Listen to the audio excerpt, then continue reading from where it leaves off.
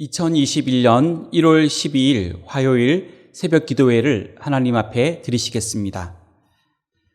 하나님의 말씀은 스가랴 9장 말씀입니다. 여호와의 말씀이 하드락 땅에 내리며 다메섹에 머물리니 사람들과 이스라엘 모든 지파의 눈이 여호와를 우러러 봄이니라. 그 접경한 하마데도 임하겠고 두로와 시돈에도 임하리니 그들이 매우 지혜로움이니라. 두로는 자기를 위하여 요새를 건축하며 은을 티끌같이 금을 거리에 진흙같이 쌓았도다. 주께서 그를 정복하시며 그 권세를 바다에 쳐 넣으시리니 그가 불에 삼켜질지라. 아스글론이 보고 무서워하며 가사도 심히 아파할 것이며 에그론은 그 소망이 수치가 되므로 역시 그러하리라. 가사에는 임금이 끊어질 것이며 아스글론에는 주민이 없을 것이며 아스돗에는 잡족이 거주하리라. 내가 블레셋 사람의 교만을 끊고 그의 입에서 그의 피를 그의 이 사이에서 그 가증한 것을 제거하리니 그들도 남아서 우리 하나님께로 돌아와서 유다의 한 지도자 같이 되겠고 에글론은 여부수 사람같이 되리라. 내가 내 집을 둘러 진을 쳐서 적군을 막아 거기 왕래하지 못하게 할 것이라. 포악한 자가 다시는 그 지경으로 지나가지 못하리니 이는 내가 눈으로 친히 봄이니라. 시온에 따라 크게 기뻐할지어다. 예루살렘에 따라 즐거이 부를지어다. 보라, 내 왕이 내게 임하시나니 그는 공의로우시며 구원을 베푸시며 겸손하여서 나귀를 타시나니 나귀의 작은 것 곧 나귀 새끼니라. 내가 에브라임의 병거와 예루살렘의 말을 끊겠고 전쟁하는 활도 끊으리니 그가 이방 사람에게 화평을 전할 것이요 그의 통치는 바다에서 바다까지 이르고 유브라데 강에서 땅 끝까지 이르리라. 또 너로 말할진대 내 언약의 피로 말미암아 내가 내 갇힌 자들을 물 없는 구덩이에서 놓았나니 갇혀 있으나 소망을 품은 자들아 너희는 요새로 돌아올지니라. 내가 오늘도 이르노라. 내가 내게 갑절이나 갚을 것이라. 내가 유다를 당긴 활로 삼고 에브라임을 뀨 화살로 삼았으니 시온아 내가 내 자식들을 일으켜 헬라 자식들을 치게 하며 너를 용사의 칼과 같게 하리라. 여호와께서 그들 위에 나타나서 그들의 화살을 번개같이 쏘아 내실 것이며 주 여호와께서 나팔을 불게 하시며 남방 회오리 바람을 타고 가실 것이라.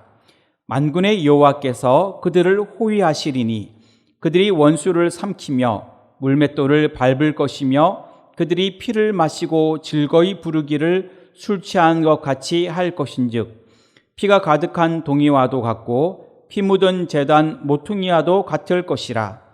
이 날에 그들의 하나님 여호와께서 그들을 자기 백성의 양떼같이 구원하시리니 그들이 왕관의 보석같이 여호와의 땅에 빛나리로다. 그의 형통함과 그의 아름다움이 어찌 그리 큰지 곡식은 청년을 새 포도주는 처녀를 강건하게 하리라. 아멘.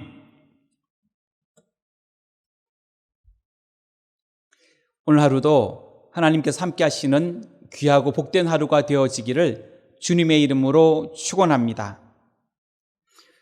오늘 스가랴 9장은 하나님을 대적하는 열방의 심판과 메시아의 오심으로 인한 하나님의 백성들의 승리와 축복을 기록하고 있습니다. 1절부터 8절까지는 열국에 대한 심판의 말씀이, 그리고 9절부터 10절까지는 왕이신 메시아의 오심이, 그리고 11절부터 끝절인 17절까지는 하나님 백성의 승리와 축복에 대한 예언의 말씀이 기록되어 있습니다. 오늘 말씀을 중심으로 스가랴 선지자의 세 가지 예언이라는 제목으로 기도의 제목을 삼으려고 합니다.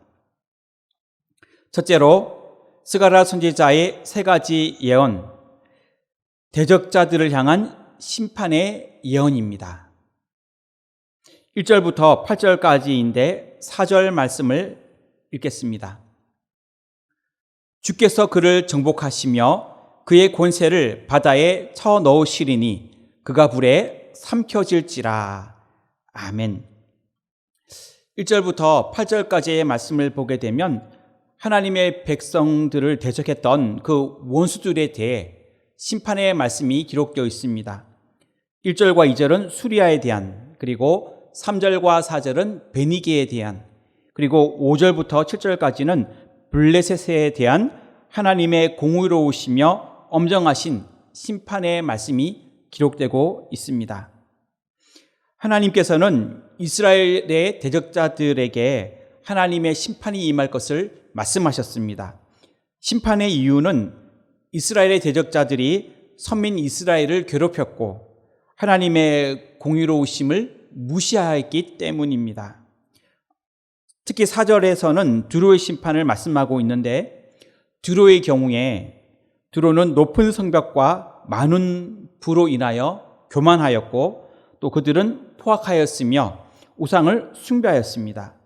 하나님께서는 이러한 두로의 교만을 꺾으셨고 그 도시에 혼혈족이 생겨날 것을 말씀하셨습니다. 이 예언은 주전 322년에 알렉산더 왕이 두로를 함락하면서 성취되게 되었습니다. 알렉산더 왕은 이주 정책을 폈고 민족 혼합 정책을 폈기 때문에 그 땅에는 혼혈족이 생겨났습니다. 그리고 두로가 함락될 때에 약 10,000명 정도가 사망했고 30,000명 정도가 포로로 잡혀갔다고 합니다. 그리고 성읍들은 불태워졌습니다. 이처럼 교만하고 이스라엘을 핍박했던 대적들은 결국 자신들의 죄악으로 인하여 심판을 받게 되었습니다.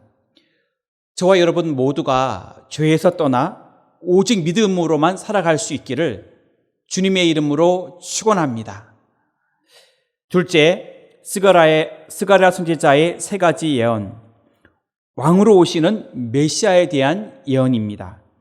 9절과 10절 말씀인데 9절 말씀을 봉독하겠습니다. 시온에 따라 크게 기뻐할지어다. 예루살렘에 따라 즐거이 부를지어다. 보라, 내 왕이 내게 임하시나니 그는 공의로우시며 구원을 베푸시며 겸손하여서 나귀를 타시나니 나귀의 작은 것 곧 나귀 새끼니라. 아멘.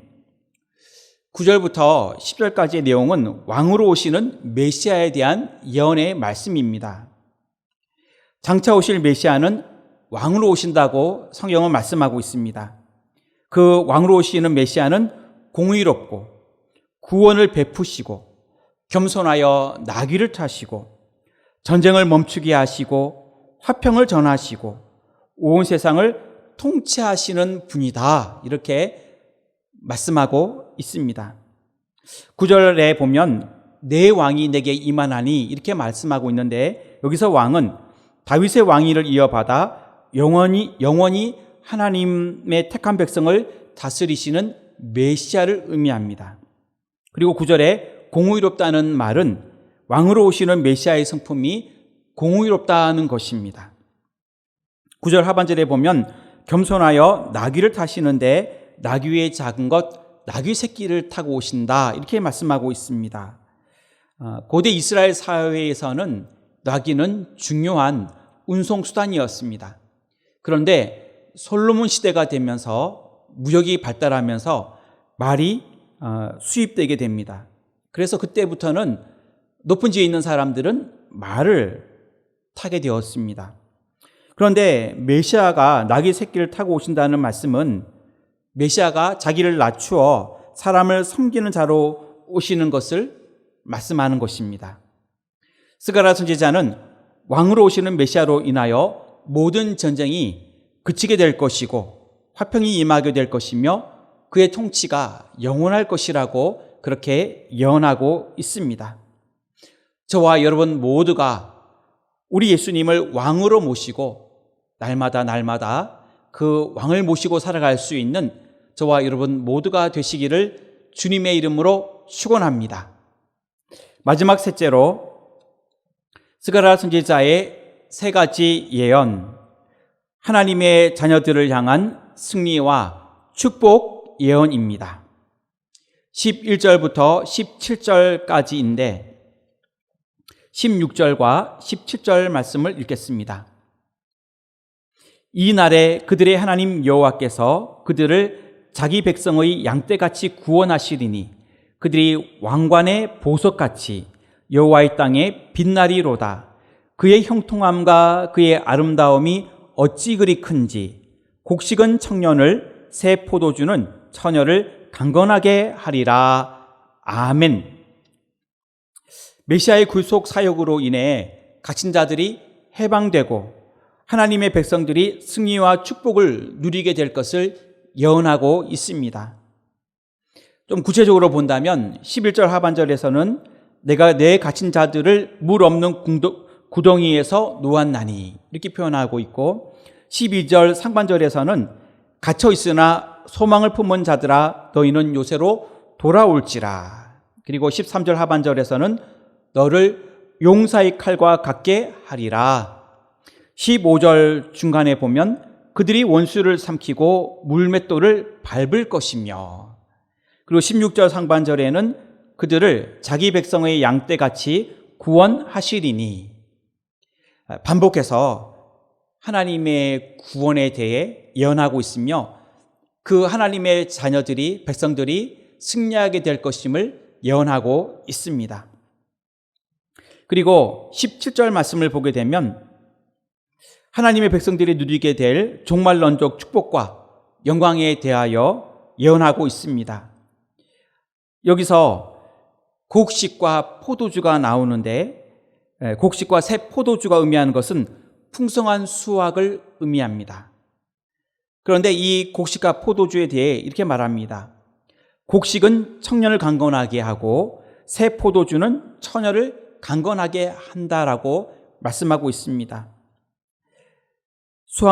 수확물들을 청년과 처녀들에게까지 넉넉하게 나누어 줄 수 있다는 것입니다.